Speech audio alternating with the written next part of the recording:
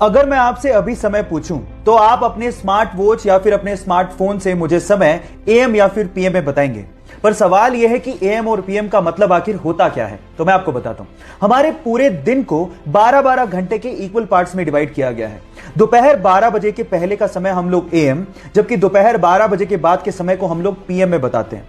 अब एएम का मतलब होता है एंटी मरीडियन, यानी कि दोपहर 12 बजे से पहले, और पीएम का मतलब होता है पोस्ट मरीडियन, यानी कि दोपहर 12 बजे के बाद। अब ये भूलिएगा मत। क्या आपको पहले से बात पता थी? और नहीं पता थी तो चैट सेक्शन में लिखना मत भूलिएगा। गाइस, आप लोगों ने मर्सिडीज कार ब्रांड के बारे में तो सुना होगा, लेकिन उसमें सबसे फैसिनेटिंग चीज है उसका लोगो। लेकिन मेरा सवाल यह है कि उस लोगो में जो 3 लाइनें होती हैं वो किसको रिप्रेजेंट करती हैं? क्या उसका कोई मतलब होता है? मैं आपको बताता हूं। उस लोगो में वो 3 लाइनें लैंड, वाटर और एयर इसको रिप्रेजेंट करती हैं, मतलब धरती, पानी और हवा। अब जिसने भी ये लोगो डिजाइन किया था उसका मकसद ये था कि इन फ्यूचर ये कंपनी लैंड, वाटर और एयर में दौड़ने वाले प्रोडक्ट बनाएगी और उसमें बादशाहत को हासिल करेगी। है ना ये फैसिनेटिंग? क्या इसके पहले तक ये फैक्ट आपको पता था? और नहीं पता था तो चैट सेक्शन में लिखना मत भूलिएगा। हमारी अर्थ का एकमात्र नेचुरल सैटेलाइट यानी कि प्राकृतिक उपग्रह है चंद्रमा। उसके बारे में एक इंटरेस्टिंग फैक्ट बताता हूं। आपका अभी इस वक्त जितना भी भार है उसका सिर्फ 1/6 भार ही आप लोगों को मून पे फील होगा। मतलब मान लो कि आप 60 किलो के हो तो उसका 1/6 यानी कि सिर्फ 10 किलो का भार ही आप लोगों को मून पे फील होगा, यानी कि आप अपने आप को हल्का महसूस करोगे। और यह होता है ग्रेविटेशन की कमी की वजह से। और अगर मान लो आपको अपना भार कम करना है तो जिम जाने की बजाय आप चंद्रमा पे चले जाओ, वो ज्यादा अच्छा है। Just kidding. ये आपको पता था या नहीं पता था? चैट सेक्शन में लिखना मत भूलिएगा। गाइस, ये तो आपको पता ही है कि प्लेन्स बहुत ज्यादा भारी होते हैं। इनफैक्ट बोइंग 737 तो 80,000 केजी का होता है, और जब वो लैंड करते हैं तो उनकी स्पीड 250 से 300 किलोमीटर पर आवर होती है। पर आपने क्या कभी इमेजिन किया है कि इतनी स्पीड और इतने भार के साथ जब वो लैंड करते हैं तो उनके टायर्स कभी फटते क्यों नहीं है? मैं आपको बताता हूं।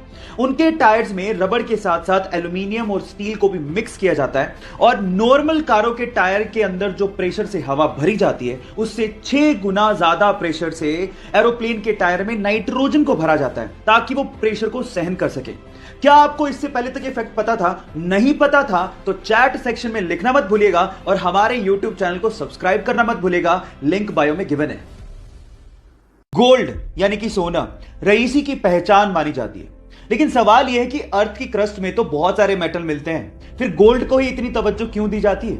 मैं आपको बताता हूं। गोल्ड एक ऐसा मेटल है जिसपे कभी जंग लगती ही नहीं है। एक्चुअली जब भी कोई मेटल ऑक्सीजन और मॉइस्चर के कांटेक्ट में आता है तो उस पे जंग लगनी शुरू हो जाती है, जैसे कि लोहे का ब्राउन हो जाना, चांदी का काली हो जाना, कॉपर का ग्रीन हो जाना। ये सब कोरोजन यानी कि जंग लगने की वजह से ही होता है। लेकिन गोल्ड एक अनरिएक्टिव मेटल है जो ऑक्सीजन और मॉइस्चर के साथ रिएक्ट करता ही नहीं है। इसीलिए अर्थ की क्रस्ट से जब सोने को निकाला जाता है तो उसे प्रोसेस करने तक की जरूरत नहीं पड़ती, क्योंकि वो प्योर फॉर्म में ही पाया जाता है।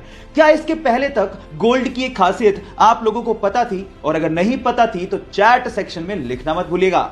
एक मोटरसाइकिल सवार रेलवे क्रॉसिंग के दौरान रेलवे के फाटक को देख ही नहीं पाता, और वो सीधे जाके रेलवे फाटक से टकराता है और सीधे रेल की पटरियों पे गिर जाता है।